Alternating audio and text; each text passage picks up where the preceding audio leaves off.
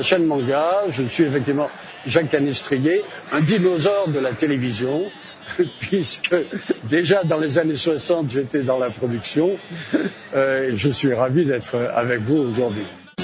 Nous sommes très heureux d'être allés interviewer au salon Geekopolis celui grâce à qui Goldorak est arrivé en France en juillet 1978, mais aussi Candy et Albator. Nous vous présentons Jacques Canestrier.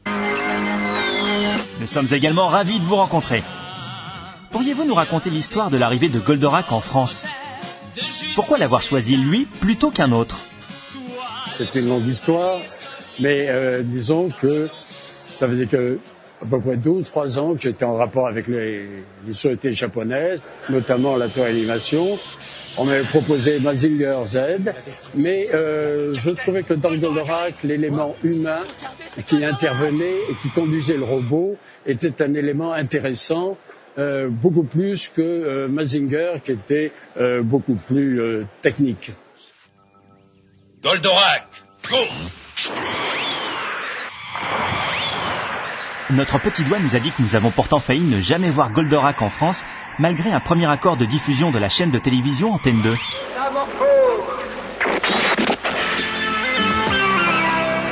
Goldorak, go!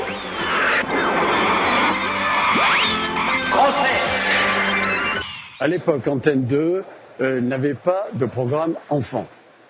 Et subitement, j'apprends que Antenne 2 a un programme enfant dans l'après-midi.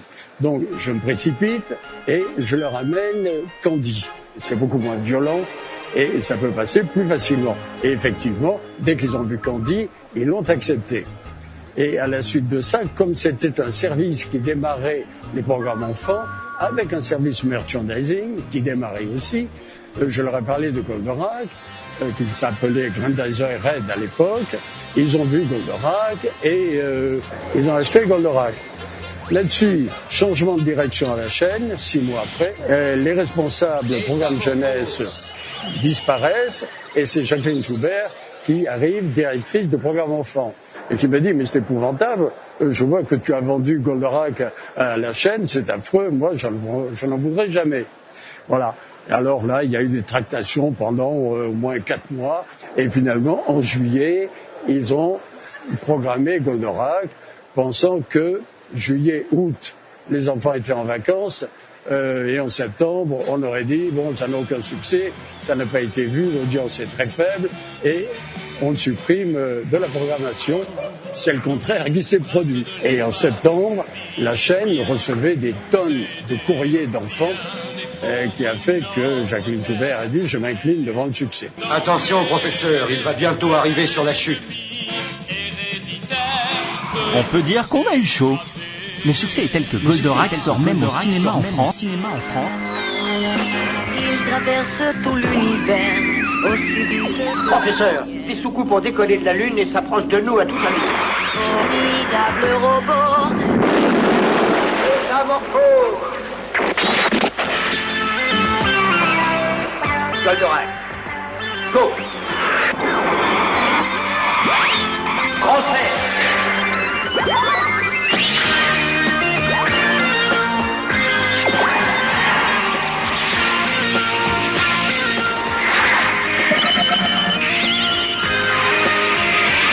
Astéro H!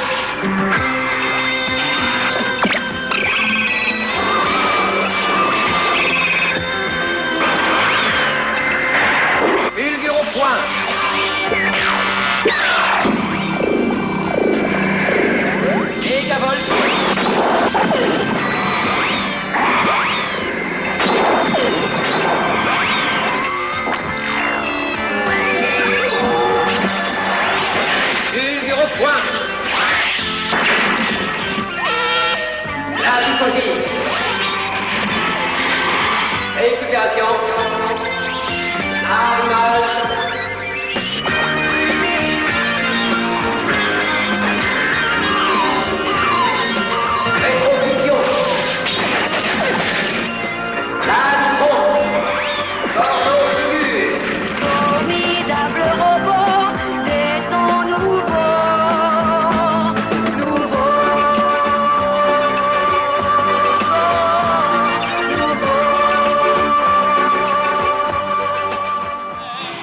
peut dire qu'on a eu chaud.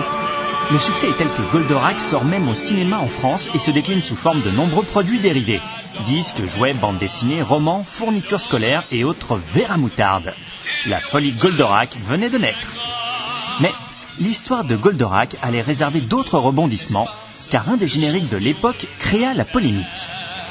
Tu vas sauver notre race. La première chanson qu'a écrite Pierre Delanoë, il y avait Goldorak, le robot qui vient défendre notre race. Et les techniciens d'Antenne 2 découvrent un dessin animé agressif et avec le mot race. Alors immédiatement, tollé à l'intérieur de la chaîne et tous les techniciens disent « Mais Antenne 2 va diffuser pour les enfants un dessin animé raciste ». Hein, mais l'histoire de Goldorak, c'est extraordinaire parce qu'il y a eu plein d'événements comme ça avant sa sortie.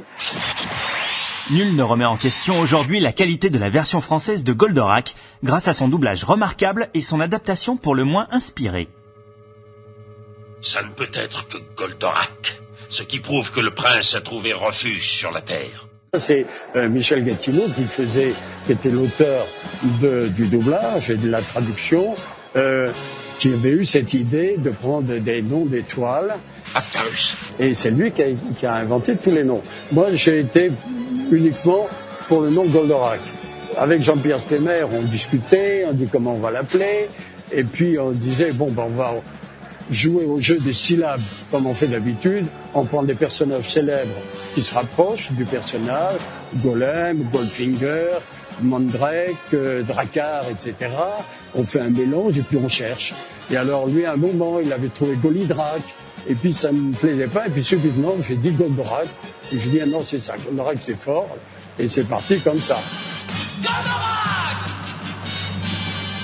Goldorak! Mais on ne vous doit pas que Goldorak, Candy et Albator.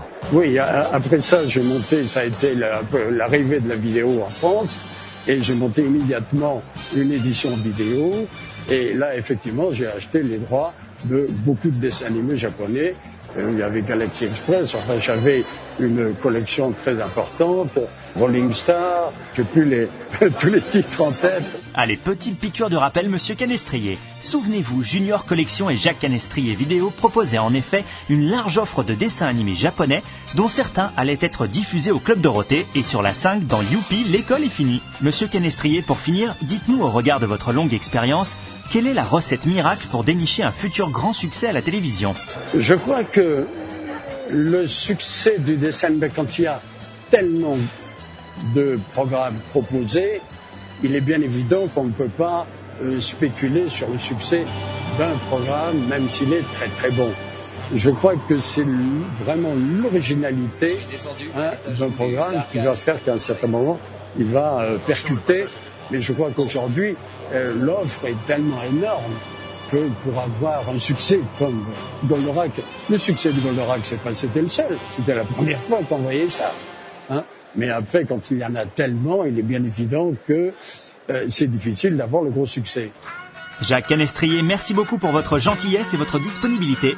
Et merci encore au nom de tous les fans de nous avoir fait découvrir Goldorak, le robot géant de lumière et d'acier. D'où vient-il, formidable robot des temps nouveaux?